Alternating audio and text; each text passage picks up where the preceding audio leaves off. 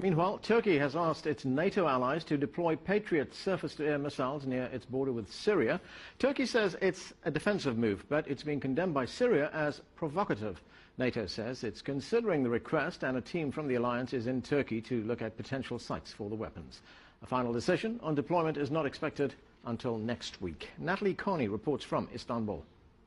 The pressure is becoming too much for Turkey. Lives lost in cross-border shelling, millions spent on refugees, and the lingering concern of chemical weapons. NATO sees the installation of Patriot missiles as a precautionary measure.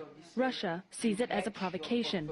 But for Turkey, it's not about escalating tensions between the two neighbors, but about the possible escalation within Syria itself. The opposition may step up its campaign against the government, and in a desperate move, the regime might, try an unwise move, including firing ballistic missiles equipped with weapons of mass destruction warheads.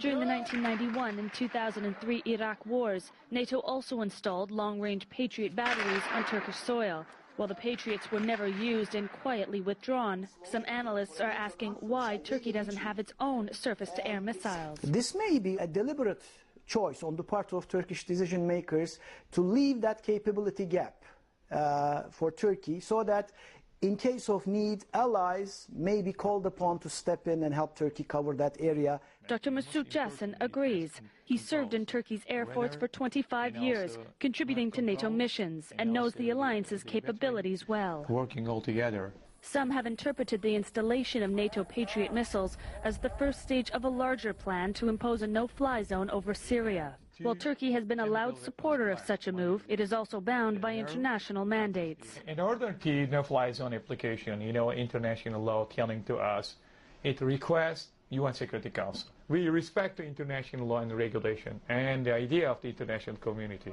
Yet, according to Dr. Güvenç, if China and Russia are swayed to change their Security Council vetoes, the missiles will already be in place to augment other military capabilities needed for a no-fly zone. A NATO team is expected to survey potential positions along the Turkey-Syria border over the next few days, with those missiles arriving within the next few weeks. What is clear is that this move tells the Syrian government that Turkey is no longer dealing with this situation alone.